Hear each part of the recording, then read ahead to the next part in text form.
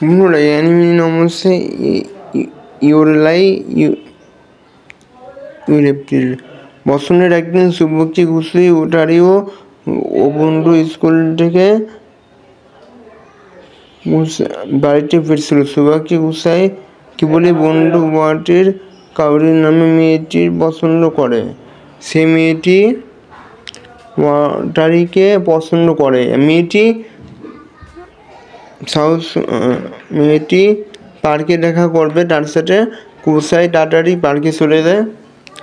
ওটারির আগে কুসাইটি মেয়েটিকে গিয়ে থেকে সে দেখে সে মিউজিক প্লে করতেছে বাচ্চাদের সাথে। তাদের মিউজিক ভালো লাগার জন্য সেইটা ভিডিও করে। বলে রাখা ভালো, কুসাই একদিন তার মা কুসাই খুব ভালো পিয়ানো বাজাতে পারতো, কিন্তু তার আম্মু কোনোদিনও তাকে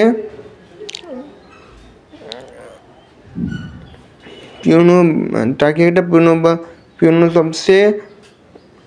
সবচেয়ে বড় একজন বিখ্যাত পিয়ানো আর্টিস্ট দিতে চেয়েছিল, কিন্তু তার আগে সে মরণ ব্যাধি রোগে আক্রান্ত হয়ে তার মা মারা যায় এবং কুসাকি সেজন্য ভেঙে পড়ে। সেজন্য কখনো পিয়ানো বাজায় না, অথচ পিয়ানো সে অনেক ভালো বাজাতে পারে। এবং এরপরে এখানে এখন কোথাও এপ্রিলের নামটা কেন বলা হয়েছে, এপ্রিল হচ্ছে তোমরা জানতে পারবা পরে। কুসাকি যখন ছোটোবেলা থেকে পিয়ানো বাজানো শুরু করছে, তখন তার সমবয়সী সবাই তাকে পছন্দ করা শুরু করছে।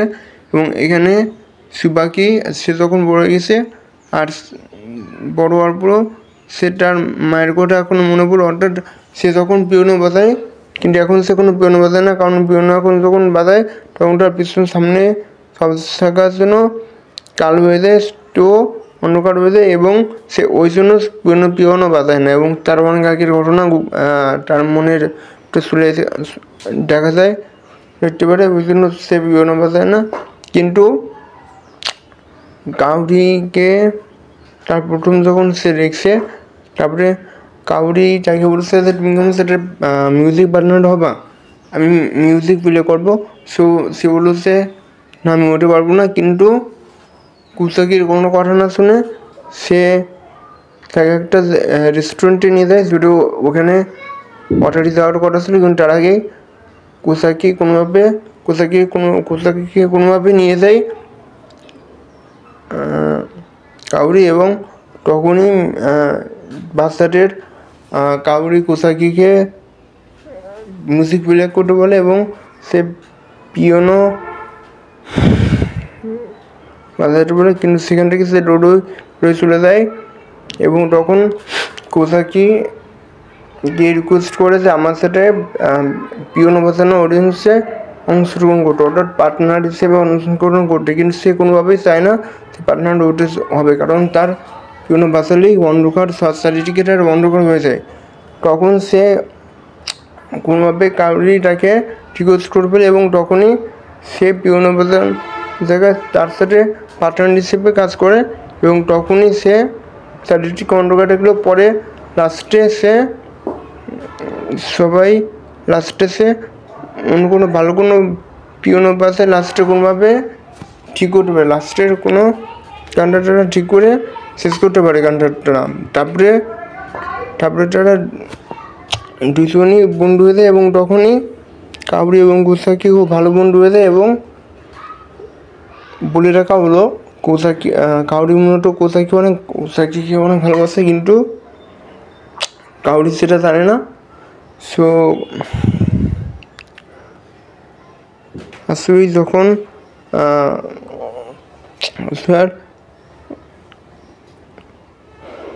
শুভাকি আর ওটারি এবং কুসাই দুজনে ভালো বন্ধু, আর কুসাই আর কাউরি দুজনই একসাথে যাওয়া আসা করতে এবং পিয়ানো বাজাতে এইভাবে তাদের সময় চলে যায়। এবং একদিন কাউরির এপ্রিল মাসে কাউরির কোনো একটা রোগে আক্রান্ত হয়, এবং তখন থেকে সে আর স্কুলে আসতে পারে না। এবং এখানে সে নিচের অজান্তে সে পিয়ানো বাজানো শুরু করে কোসাকি, কিন্তু পিয়ানো বাজালেও কাউরির কথা মনে করে এবং কাউরির কথা বলে যে তোমাকে সারা জীবন ভালো রাখবো, পিয়ানো বাজানো শুরু করে এবং কোসাকি। এবং তখন সে এপ্রিল মাসে সে চিঠিটা পায় এবং সে জানতে পারে যে কোসাকি মারা গিয়েছে এবং সে তখনই কেঁদে ফেলে। সো ফ্রেন্ড, এইভাবে এরপরে কোসাকি কাউরিকে দেখতে পায়। সো ফ্রেন্ড, এটাই হচ্ছে সেটা হচ্ছে এপ্রিল মাসে কোসাকি মারা যায়। এবং এটাই হচ্ছে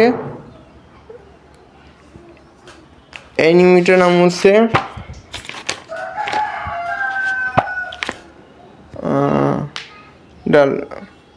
লাই।